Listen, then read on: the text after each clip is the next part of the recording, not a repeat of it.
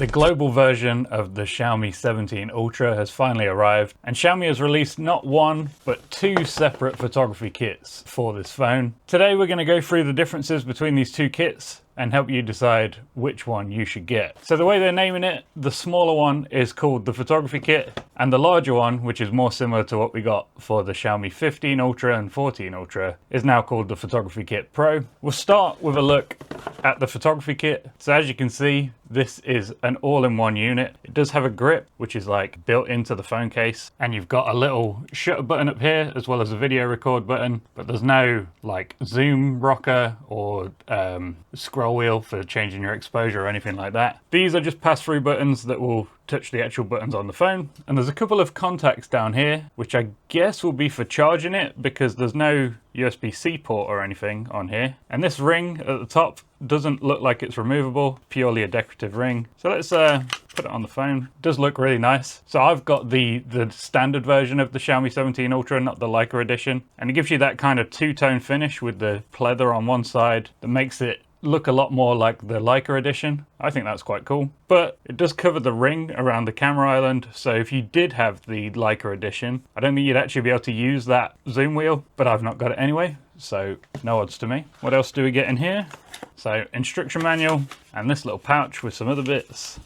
Aha, yes. So this will be for charging the phone case, those little contact pins, like how you would charge a smartwatch, and USB-A on the other side. So I guess you do need to charge it up. And you also get a little lanyard, and there's a little point on the bottom here that you'll be able to thread this through. Let's figure out how this works, because at the moment it's not doing anything. Press and hold the shutter button to power up. Aha, yeah. You see this little light here comes on after you've held the shutter button down. And it pops up straight away. Photography grip, connect. Can we half press to focus? We can. So it's a two-stage button. You can half press it to lock your focus, fully press it to take a photo. And if the camera app is closed, no, it doesn't seem to trigger opening it. So in the camera app, if you go to the settings menu, you get these options for the grip when opening quick snap. Don't know what that means, but you can either have the shutter button take single photos or bursts, and the video button can do a lot of things. So here's the whole list. By default, it will record video, which is what you would expect for a video button. But you can also switch focal length, aspect ratio, change your exposure style, focus peaking, loads of things. So yeah, plenty of different functionality there. Does feel like it's a little more photo focused than it is video focused. Also, this interface is quite new. I guess that's what the quick snap option was. It's called fast shot here. But yeah, this gives you an interface that's a lot more like the back of a camera, so it marries nicely with the grip, and that's quite interesting. We'll see if the other case does that too. But yeah, I like this option because this is the kind of case you could leave on your phone all the time because it's not too bulky. I mean, it is chunky. It's about in line with the camera bump, so it just makes the whole phone feel a bit thicker. And you know, there's some actual functionality here. You got, well, first of all, it's more ergonomic, very slightly, but also you got the shutter button and the video button, so pretty cool. But now let's take a look at the Pro grip. By the way, I just checked out how you turn this grip off. It doesn't seem there's a way to do it. It just turns itself off after 4 hours of inactivity. So yeah, guess you just stop using it or turn your Bluetooth off on your phone. Right, now here's the Pro grip. So this will be more familiar if you've used the other grip kits. You get a separate case and a separate grip, and they snap together.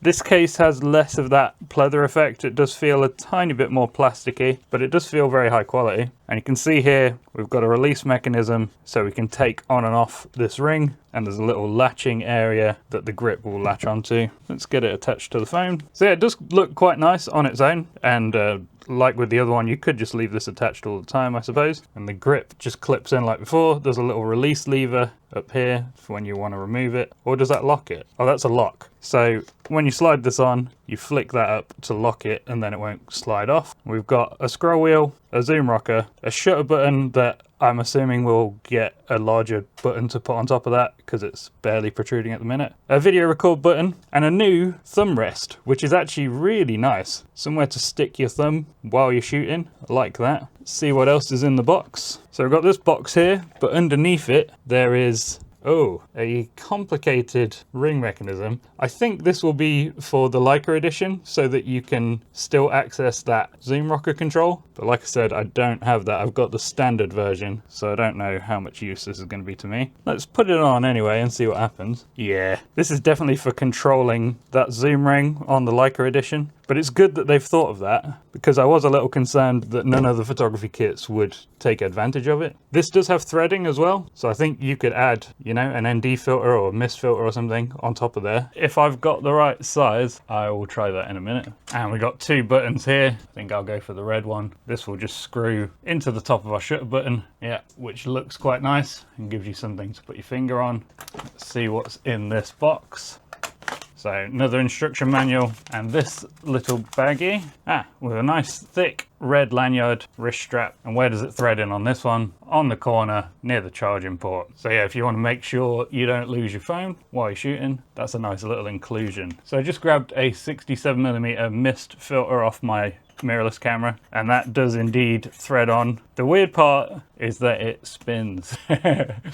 Like I said, it makes sense for the Leica edition, but because I don't have that, it's a bit weird that mine spins, but you know, it will still work. 67mm filters are what's compatible here, which is good for me because that's what I use, but you can always use a step ring if you've got different size filters. Now let's check out some of this functionality. So as you can see, more options have appeared. Now we're using the larger grip. We've got the same quick snap thing, which again I think is for that different interface that looks a bit more like a camera. Same options for the shutter button. With the zoom lever, you can have it do continuous zoom or just toggle between focal lengths. I think, to be honest, I would prefer to toggle between focal lengths. The dial lets you change a bunch of different stuff, but it's exposure value by default, which is what I'm probably going to leave it on. And the video button, again, can do loads of different stuff. So you can either have it record video or do any number of other things here. See how it feels to use. It's all quite nice. It's quite tactile. Unfortunately, I don't have the older grip to compare this with, but I have used the older grip and I was always impressed by the build quality. This feels way nicer than Vivo's photography kit. Much more solid plastics, like feels less like a toy, you know? And of course, it's a two-stage shutter button, so you can lock your focus and then move before you take your shot. Yeah, really nice feeling shutter button. One other really important difference between these two is that if you take the grip off of the Pro kit, it has MagSafe magnets built in. So you can use a tripod like this lovely one from Coman, and yeah, it'll work with this case.